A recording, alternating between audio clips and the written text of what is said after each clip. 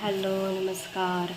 आज आहे आषाढी एकादशी. त्यानिमित्ताने आपण वरेसाठी जी आमटी बनवतो ती शेंगदाण्याची आमटी बनवणार आहोत. सर्वप्रथम आपण हा उकडलेला जो बटाटा आहे तो थोडासा स्मॅश करून घेतलेला आहे. त्यानंतर मी ह्यामध्ये खोबरं, शेंगदाणे आणि हिरवी मिरची छान वाटण्याची पेस्ट केलेली आहे. आता पातेलंसुद्धा ठेवलेलं आहे. आपण 2 चमचे तूप टाकूयात.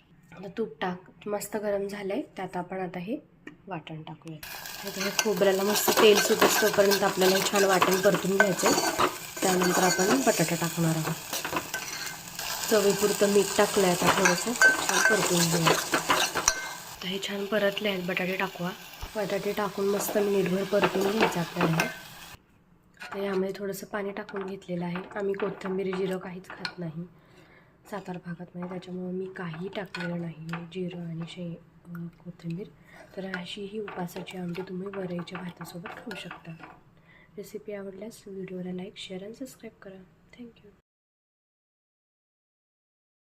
आपण वरईचा भात केलेला आहे.